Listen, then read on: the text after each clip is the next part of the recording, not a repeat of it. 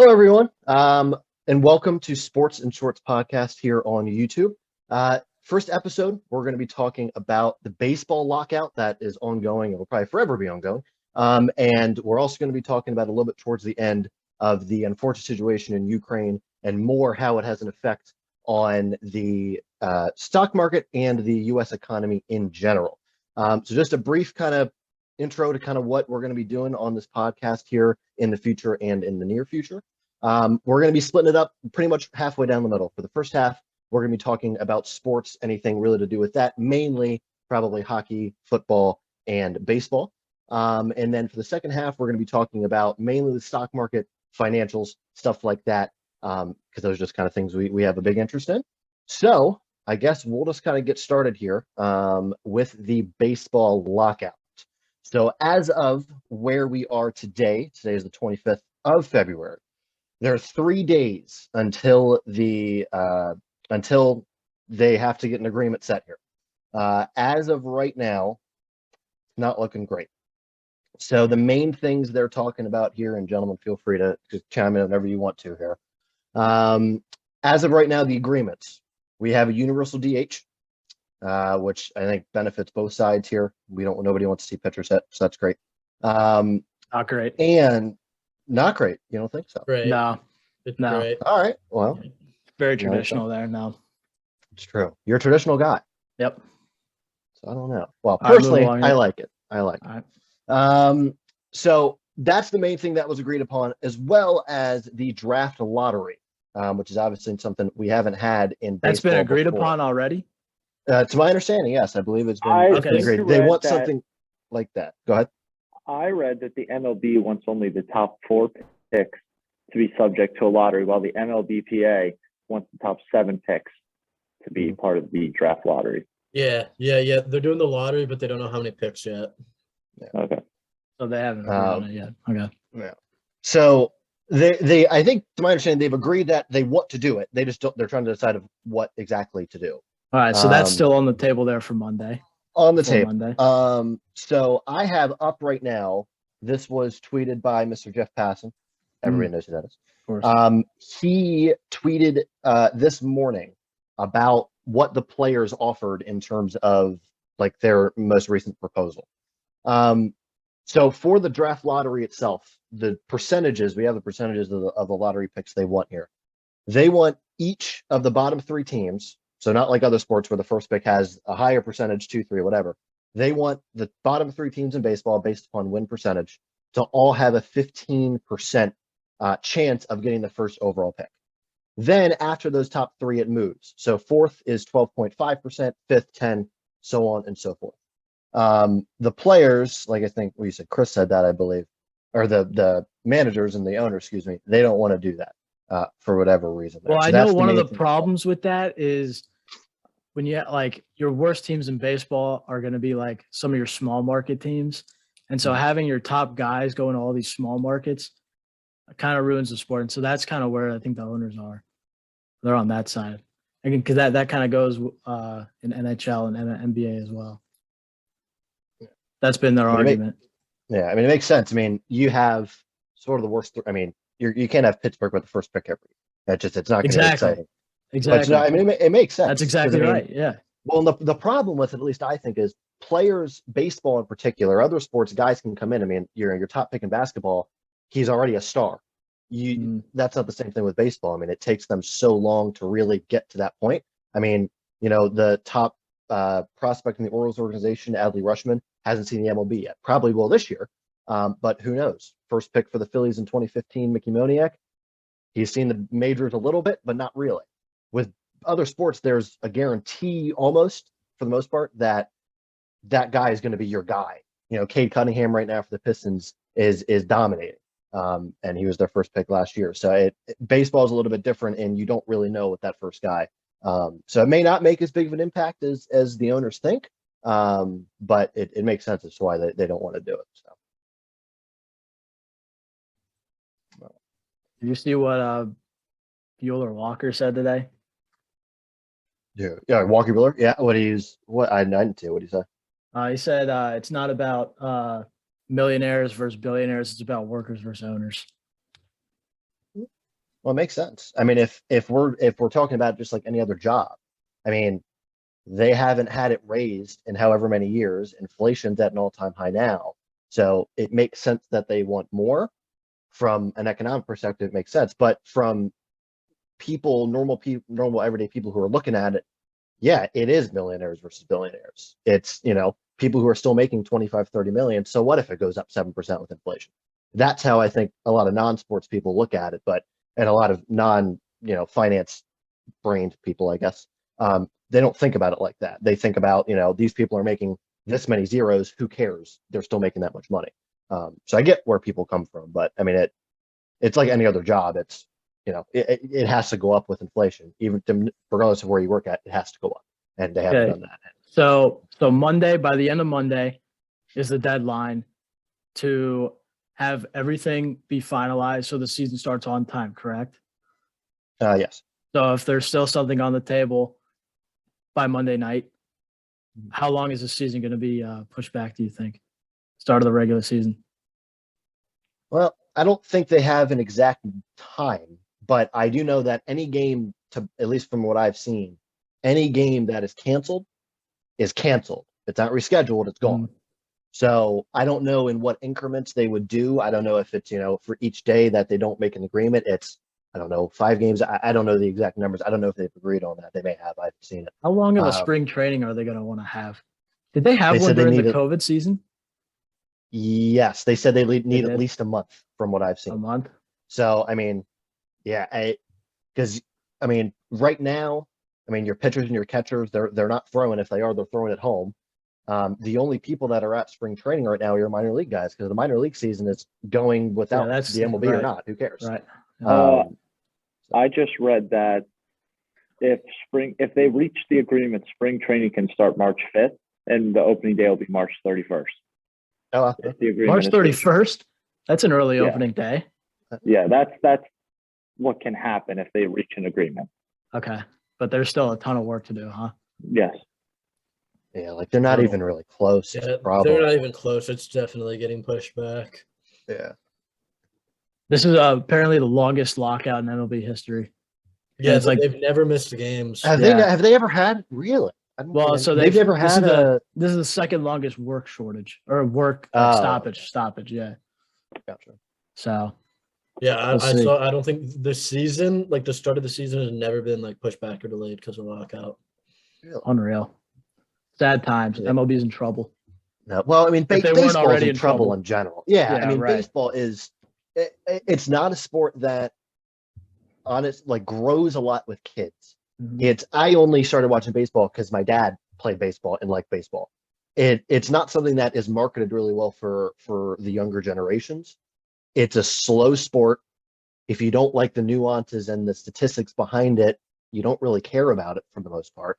The only real exciting part of baseball during the season that non-baseball people can watch, maybe the home run derby, maybe the postseason baseball. I think a lot of people can watch and watch a Postseason's full fine. game. Yeah, Yep. I know I can't during the regular season. I can't watch a game that doesn't involve the Phillies.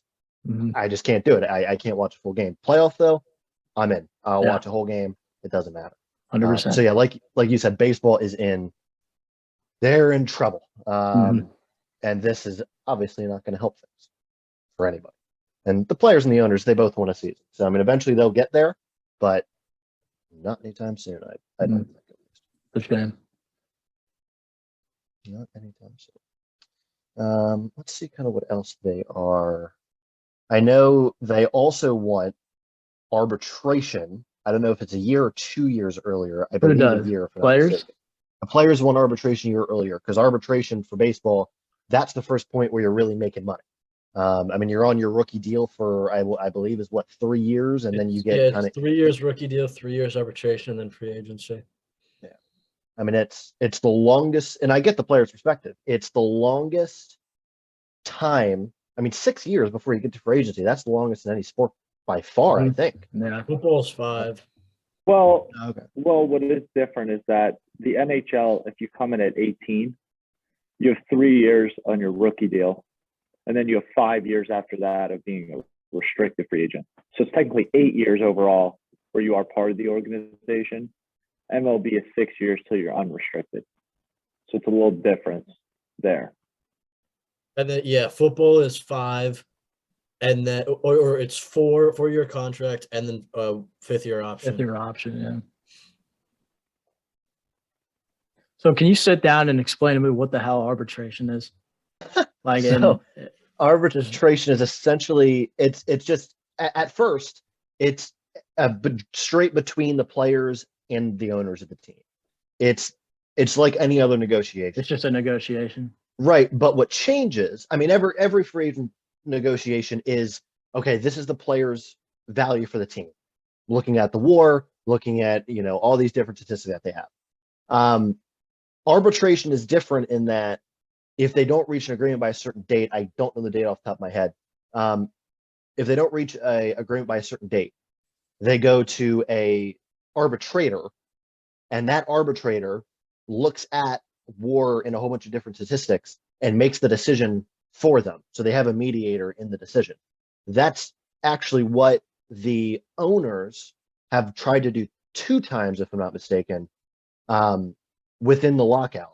The players and the MLBPA have declined it both times. So that's players want a longer arbitration period. They want they want to get to arbitration sooner, to my understanding. Okay, I see. So they can start those negotiations sooner.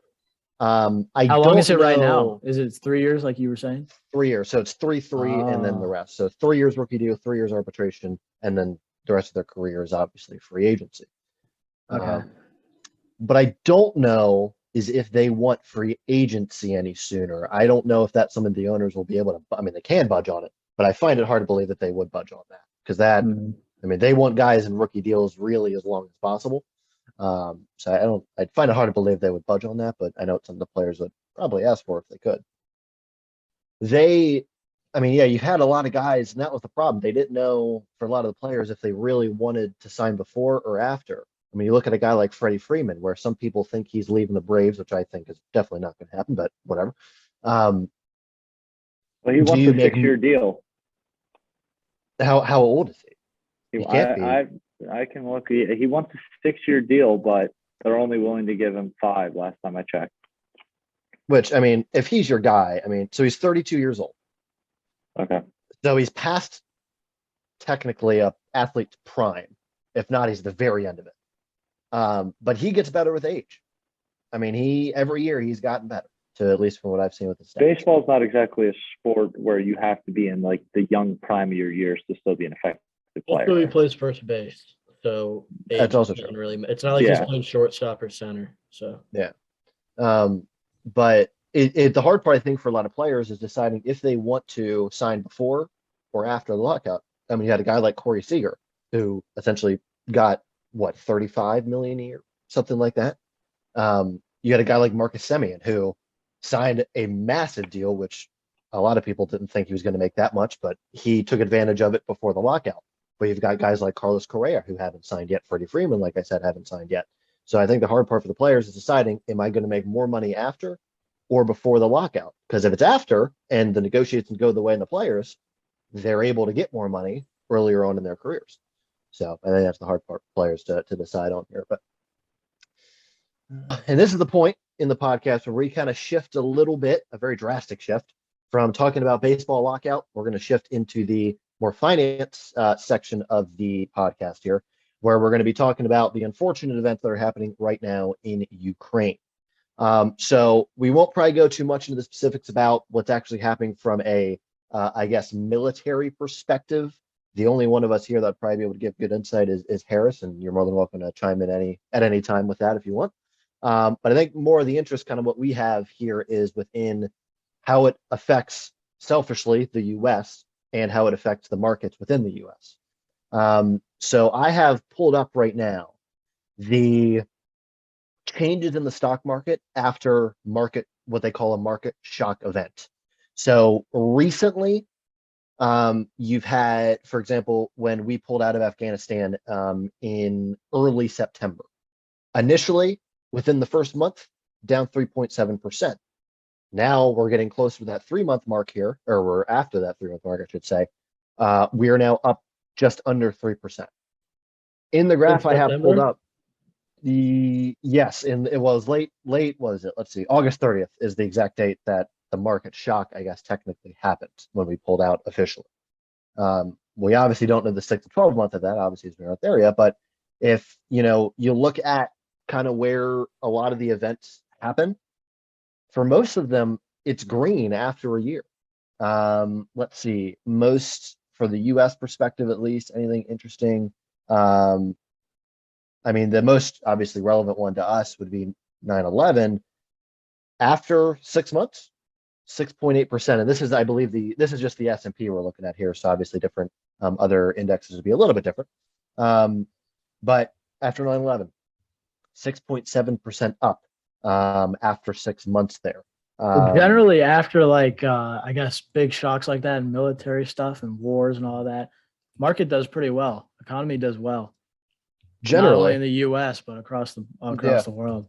Yeah. Like I World War mean, II there. oh yeah, Yeah. the most negative we've had. Let's see. We've got after a year, 43.2% down with the Yom Kippur War in 73. So that obviously, plays effect there.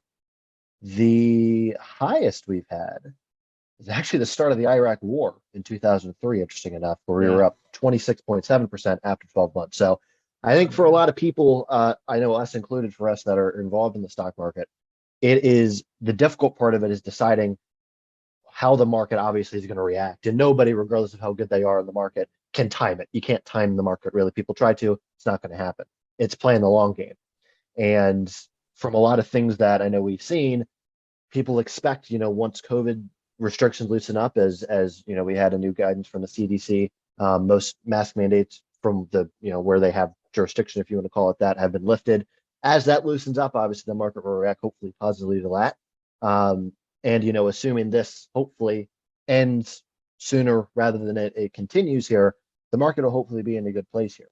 But the assumption is, and this is the assumption I know I made, and I know a lot of us made when Putin decided to go after Ukraine here, we assumed the market was going to tank, which it did initially. It was down 3-4% yesterday. Like just which a is really knee-jerk even all that- reaction there. Knee-jerk Exactly. reaction. Yeah, it was Now you got down everything at a 4% to discount. start yesterday, and now I don't know. The worry, at least like I've seen, and for me, is in the inflation. I know you've got gas prices. Oh, yeah, hell yeah. Yeah, I know someone I know paid like $60 to fill up their tank, like Holy 60, hell. $70. Yeah. Like in like a good like sedan. I don't know. So Yeah, it's like you not said, looking Fitch, like, good. or not right now, no. Well, like Christian said, I mean, it's the knee-jerk kind of initial reaction with everybody's panicking, and then they're like, okay, wait a minute. These good companies, your Apples, your Microsofts, your Amazons, they're still going to be good companies in a year. That's not going to change.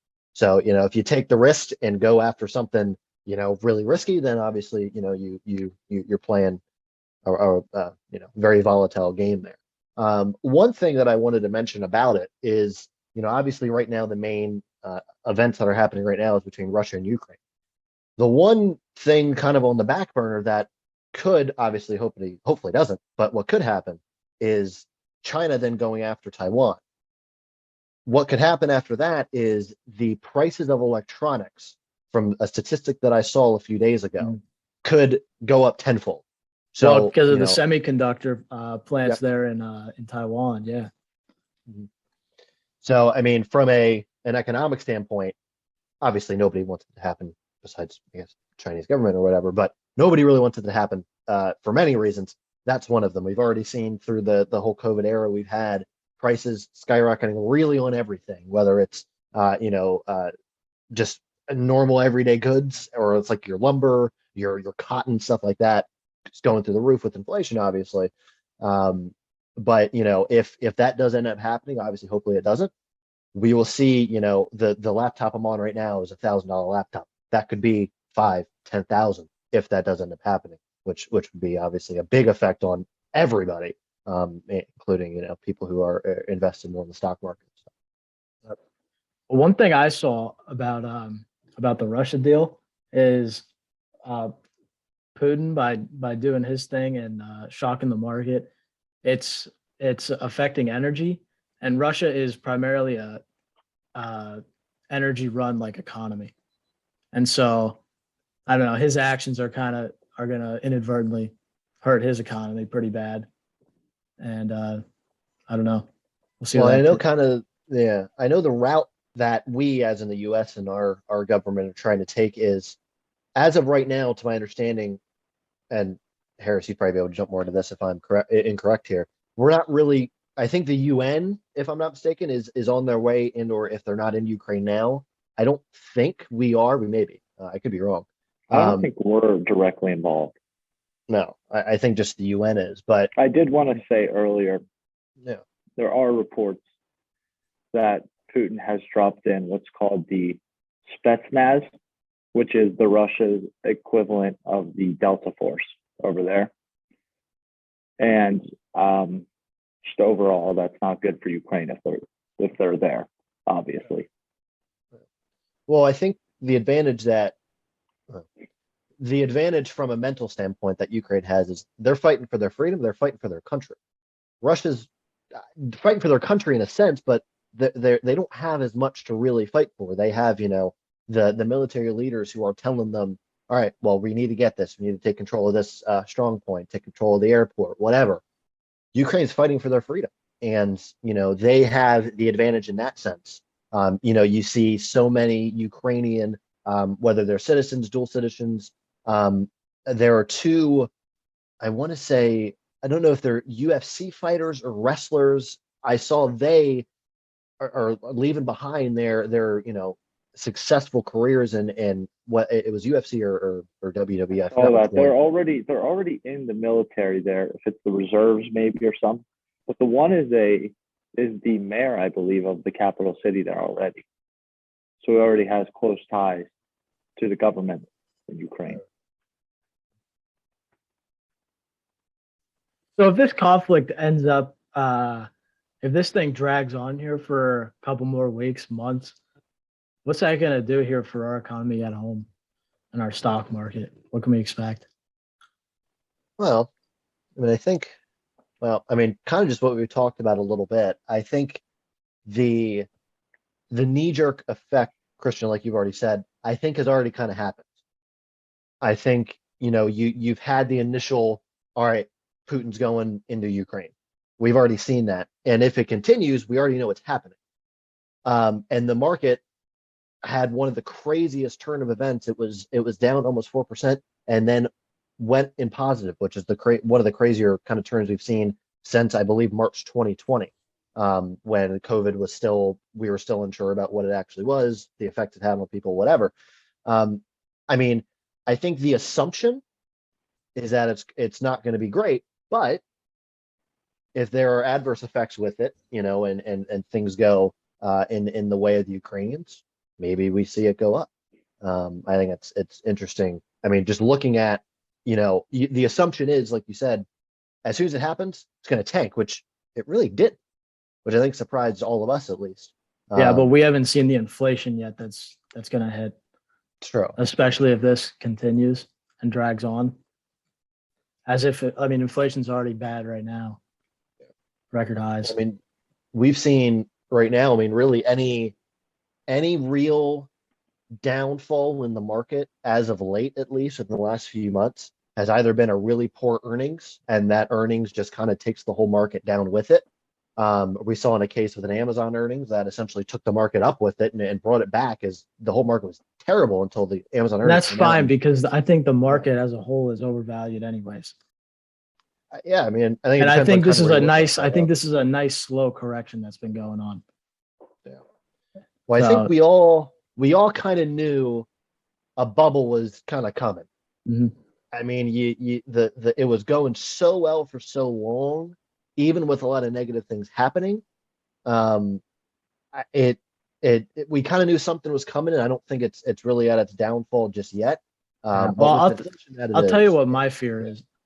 I think with market being stagnant or down most days the past couple of weeks or months, I think the air of that bubble has been slowly being let out, And I'm just afraid that this international stuff going on in Russia, and then this potential stuff going on in China, I'm afraid that's gonna pop the bubble and have everything release at once, and that would be terrible for us.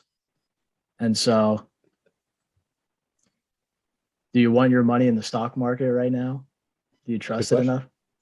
That's a good question. I know I personally haven't put much in as of late. I know, Chris, you said you've bought some stuff as of late, but I think I know for me at least, if I'm going in, I'm going safe. I'm going with not safe, but as safe as you're going to get. Real. I'm going with the indexes. I'm going with an Apple, stuff like that. Not taking a lot of chances as I would in more of a bullish market here, as we're kind of entering. Well, we entered the 20% threshold we needed to be classified as a bear market. So we've definitely hit that point. We'll see kind of where it takes us and where the Russia Ukraine. I don't know if we're calling it a war. I don't know if it has a name technically.